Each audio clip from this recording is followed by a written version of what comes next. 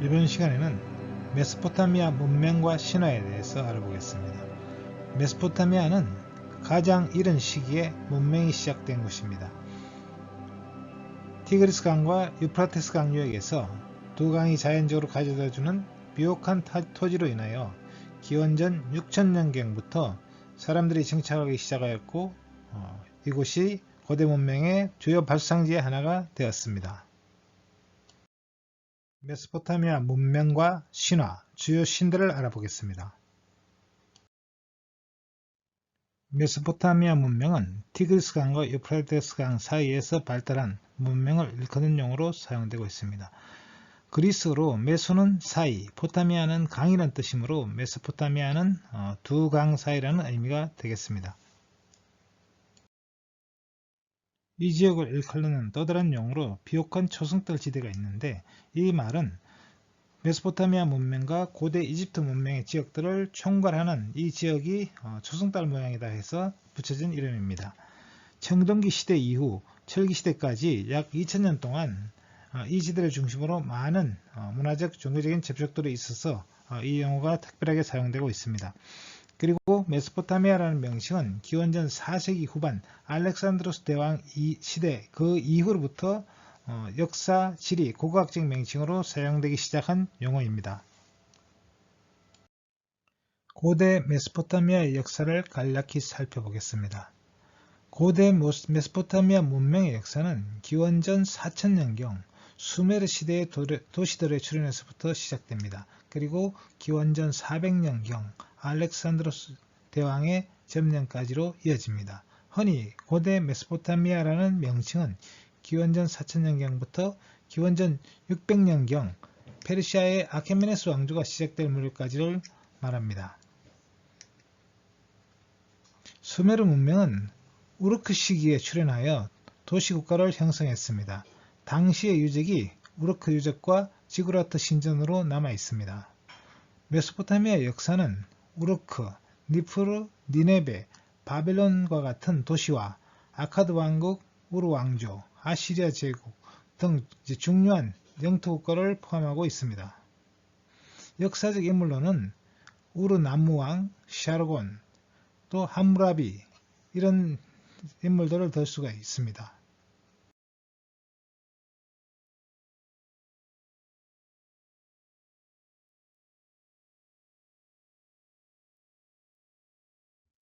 메소포타미아 지역의 최초의 문명은 수메르 문명입니다. 그러나 이런 수메르 문명의 토대가 된 것은 이 지역에 확산된 신석기 문화라고 할 수 있습니다. 비옥한 초승달 지대를 중심으로 신석기 문화가 확산되기 시작했고 처음에는 야생 곡물을 수확하다가 정착 생활을 하고 식물을 재배하면서 동물을 사육하고 토기를 사용했습니다. 그러면서 농경마을이 생겨났고 이것들이 이제 점점 확산이 됐는데 그런 흔적들이 할라프 문화나 하수나 문화, 사마라 문화 등으로 남아 있습니다. 금석 병용기 시대를 거치면서 우바이드나 우르크를 중심으로 금석 병용 문명이 발생했습니다. 그리고 수메르 시대는 기원전 3500년경에 시작이 됐는데 수메르인들이 동부 산악지대에 있다가 남부 지역으로 이주를 하면서 시작이 됐습니다. 이들은 이주 전에도 어느 정도 문명 단계에 들어서 있었던 것으로 보입니다. 이들은 왕을 신의 대리자로서 또 최고의 사제로서 담는 신권 정치를 했습니다. 그리고 이 지배계층은 신관과 사료, 전사 등이었고 그리고 지구라트가 있는 신전이 국가의 중심 역할을 했습니다. 그리고 교역이 일어남에 따라서 상인과 공인들이 나타나고 그런 이제 법전도 만들어졌는데 세계 최초의 이제 성문법인 수메르법이 1947년에 발굴되기도 했습니다. 기원전 2350년경에는 아카드인들이 수메르를 정복하고 이 지역에 최초로 통일왕국을 건설했습니다. 그래서 아카드 시대가 열렸지만 이 시대는 그렇게 오래가지는 못했습니다. 이어서 아모르인들이 다시 이 지역을 점령하고 바빌론을 도읍지로 하여 바빌로니아 왕국을 건설했습니다. 특히 기원전 18세기경에 함무라비 왕은 함무라비 법전을 편찬하고 중앙집권 체제를 확립했습니다. 그리고 16세기경에는 오리엔트에서 최초로 철기를 사용하는 히타인들이 바빌로니아 왕국을 위협했고 카시트인 그러다가 카시트인들이 다시 이제 바빌로니아를 지배하게 되었습니다. 이후에도 다시 오랫동안 분열과 혼란이 지속되었으며 그 이후에 기원전 667년경에 아시리아에서 다시 통일이 되었습니다. 하지만 얼마 못 가서 다시 페르시아의 아케메네스 왕조의 지배를 받게 됩니다. 이렇게 해서 고대 메소포타미아 시대가 끝나게 되는 것입니다.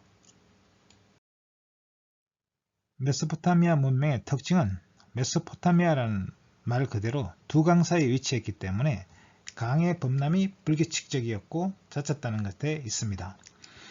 그러므로 치수와 관계를 하는데 대규모 사업이 필요했고 그래서 사람들이 모여들어서 여러 도시국가들이 등장했습니다. 그러면서 교역과 상업활동이 활발해졌습니다. 하지만 개방적인 지리적 요건 때문에 폐쇄적인 이집트 문명과는 달리 이민족의 침입이 잦았습니다. 그러다 보니까 국가의 흥망성쇠가 심했고 그리고 민족 교체도 극심하게 일어났습니다. 그리고 전체적으로 이제 이 지역의 문화는 개방적이고 능동적인 특징을 가지고 있는데 외부와의 교섭이 빈번하다 보니까 정치적이나 문화적 색채가 복잡하고 그래서 이 지역에서 싹튼 문화는 개방적이고 능동적인 특징을 가지고 있습니다.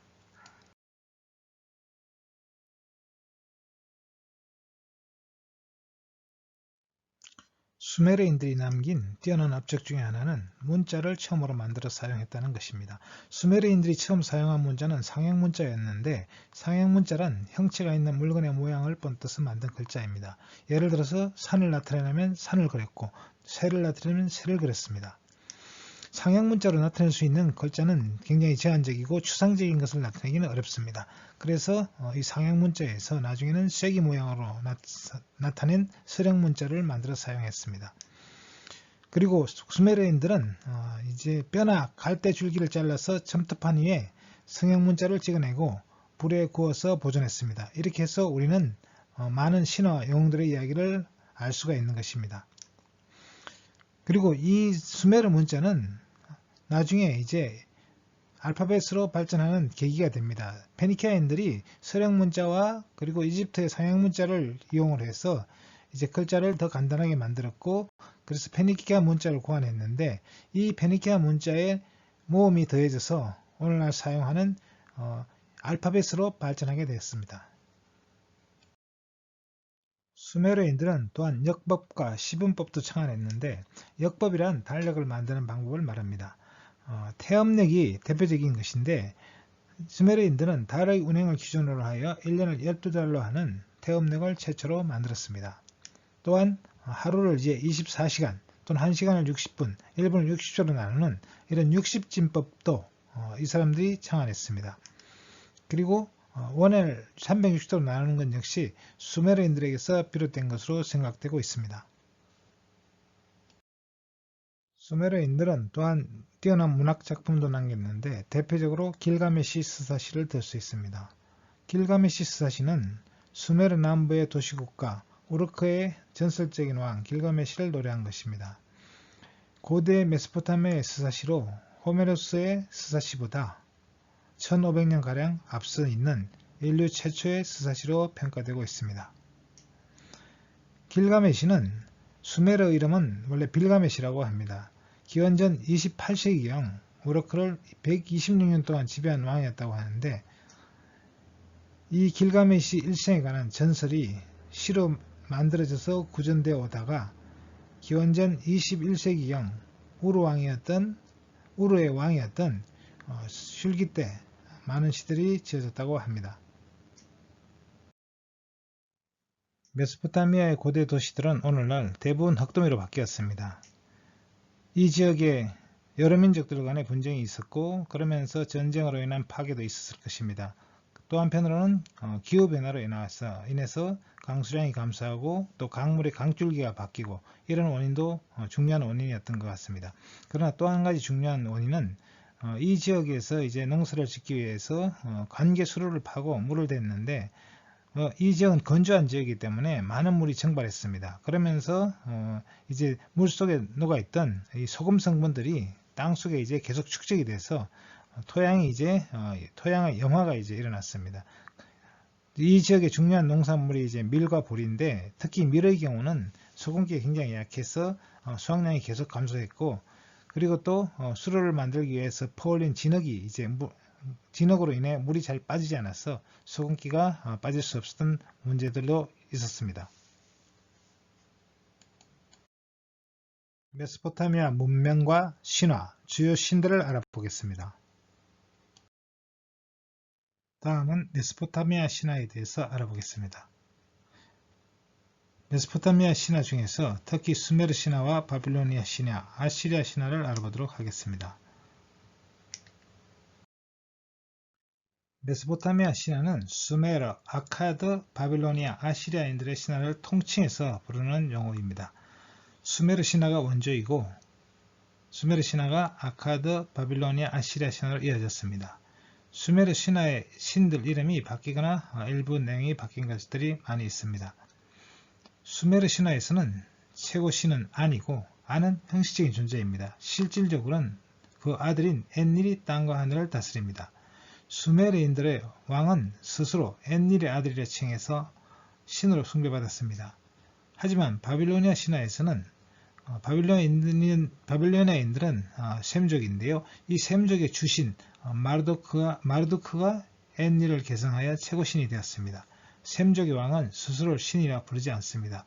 예를 들어서 함무라비 왕은 에아와 엔닐에 의해 왕으로 지명되었다, 이렇게 말하고 있습니다. 아시리아 신화에서는 아시리아의 주신인 아슈르가 최고신입니다. 메소포타미아 신화의 특징을 보면 메소포타미아 신화는 그 주변 국가의 신화에 많은 영향을 끼쳤습니다.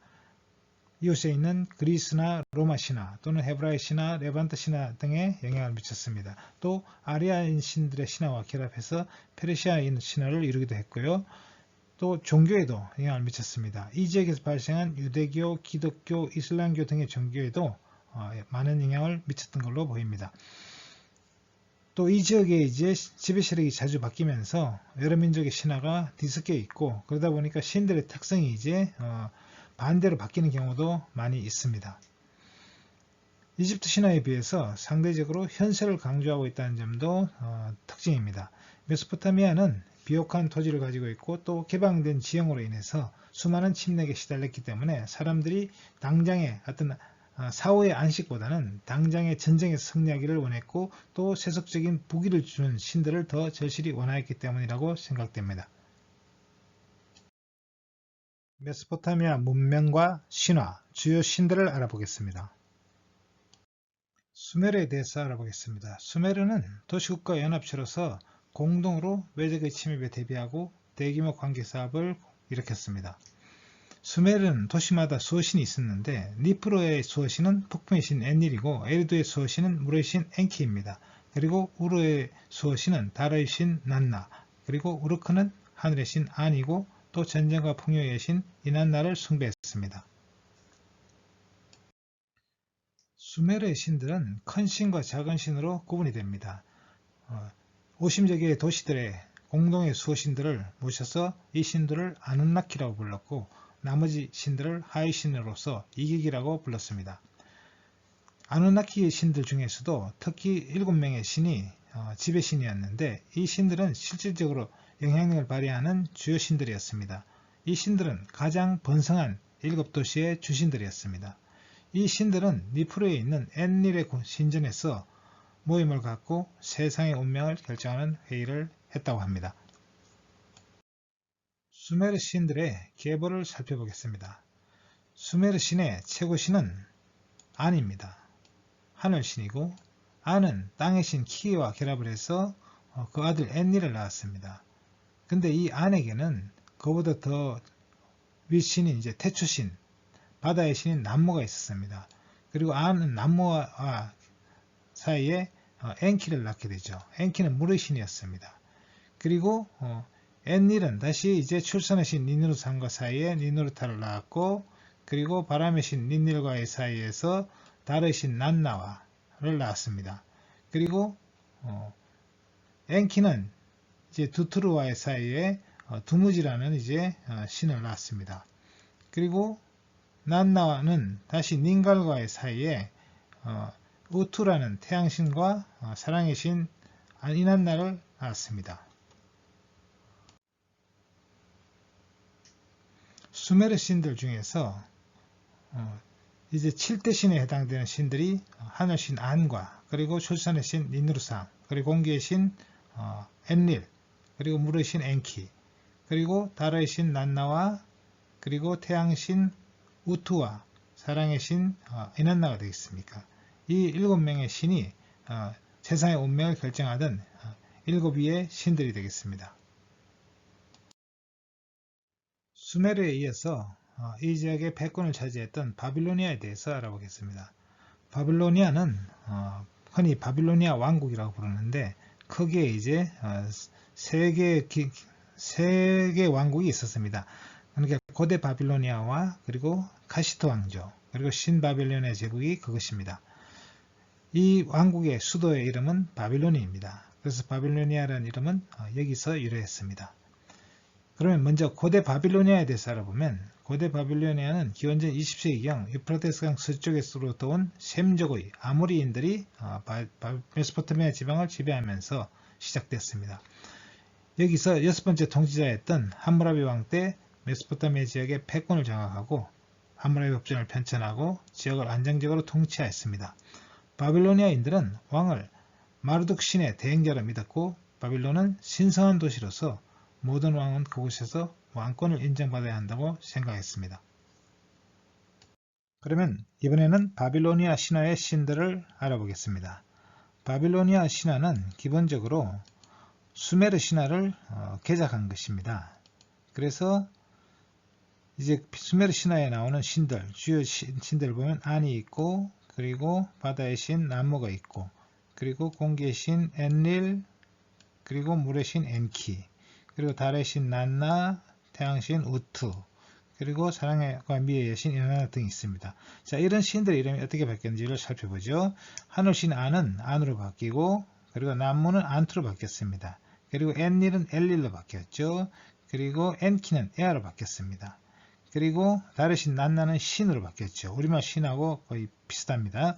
그리고 태양신 우투는 샤마시로 바뀌었고 사랑의 여신 이난나는 이시타르로 바뀌었습니다. 그 외에도 이제 많은 신들 이름이 바뀌었는데 여기서 주요 신을 중심으로 바뀐 것만 일단 표시했습니다. 다른 신의 이름들은 궁금하면 찾아보시기 바랍니다. 자, 그리고 이 태초신에서 이제 바다의 짠물의 여신 티아마트가 등장하고 있는 것이 좀 다릅니다.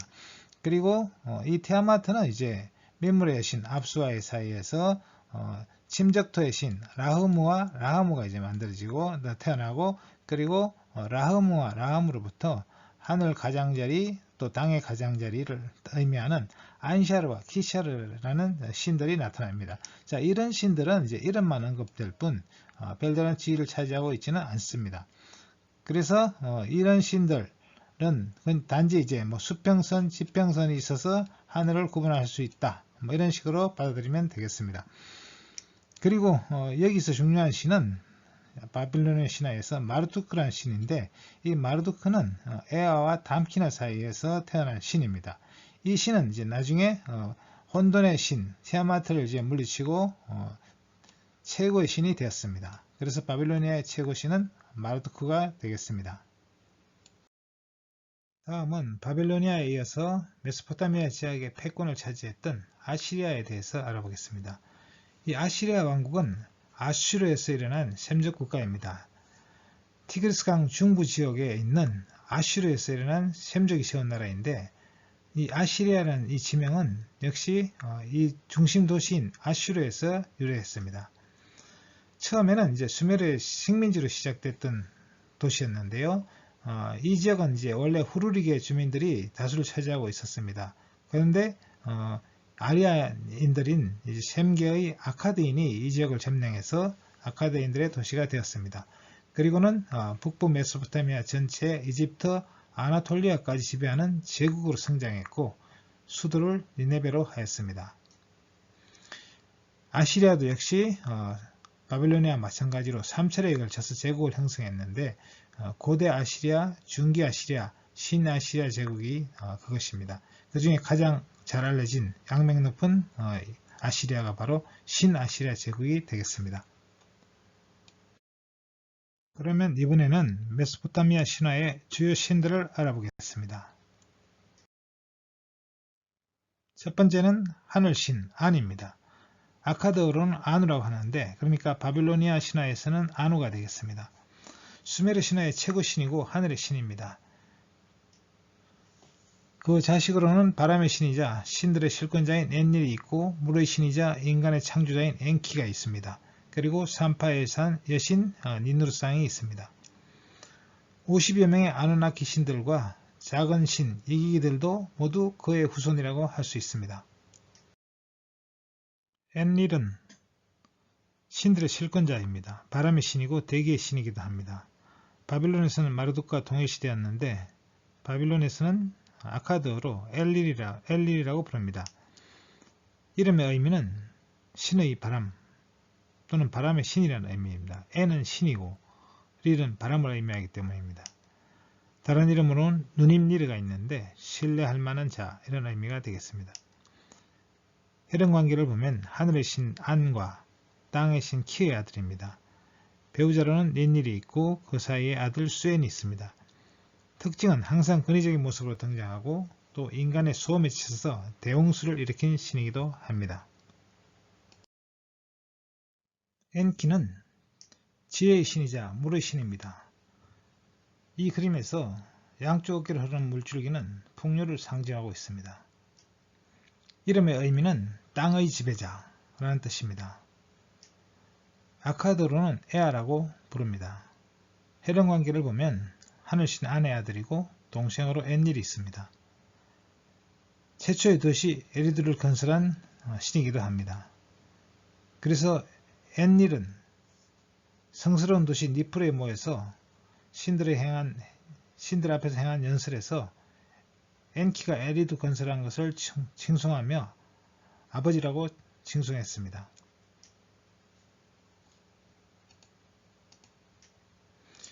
또한 엔키는 인간을 만든 신이고 인간을 가장 아끼는 신이기도 합니다. 대홍수가 일어났을 때 유일하게 인간에게 도움을 주어서 우타나피슈팀이 살아남게 됩니다. 닌후르상은 출산과 땅의 신입니다. 다른 이름으로는 니누르사그, 닌투, 닌마흐 등이 있습니다. 혈연관계는 엔키와의 사이에 두무지를 낳았고 엔닐과의 사이에는 니누르타를 낳았습니다. 수메르의 7 지배신 중의 하나였으나 나중에는 엔닐의 아들 아다드가 그 자리를 차지합니다. 난나는 달의 신입니다. 또한 시간을 측정하는 신이기도 합니다. 엔닐과 닌닐 사이에서 태어난 아들이고 자녀신으로 태양신 샤마시와 사랑의 여신 이난나, 저승의 신 에레시키갈 등이 있습니다. 난나는 우르의 수호신으로 숭배되었고 한때 최고신의 지위에 오르기도 했습니다. 날개 달린 황소를 탄 모습으로 표현되고 있고 조승달이 상징물로 사용되고 있습니다. 우투는 태양신이자 법과 정의의 신입니다. 샤마신은 아카드어로 태양이라는 뜻입니다. 또한 예견의 신이기도 합니다. 달의 신 난나와 닌갈의 아들입니다. 수메르인들은 태양이 달의 궤적을 따라 이동한다고 생각해서 달이 태양을 낳았다 이런 부자관계로 표현하고 있습니다. 사랑의 여신인 이난나와 쌍둥이 관계에 있습니다. 이난나는 미와 사랑, 풍요와 다산, 전쟁, 검성의 여신입니다. 아시리아와 바빌로니아에서는 특별히 숭배되었는데 이 지역에서는 이슈타르라고 불렀습니다. 다른 이름으로는 이누이트, 에서더 등이 있습니다. 많은 정인들이 있었고 길가메시는 이슈타르의 청혼을 거절한 후 고난을 겪었습니다. 길가메시는 그녀의 애인들이 최후를 잘 알고 있었습니다. 에시타르와 사랑을 받는 인간은 정열과 질투로 인해서 짐승 같은 운명을 겪는다는 사실을 잘 알고 있었기 때문에 그 청을 거절했던 것입니다.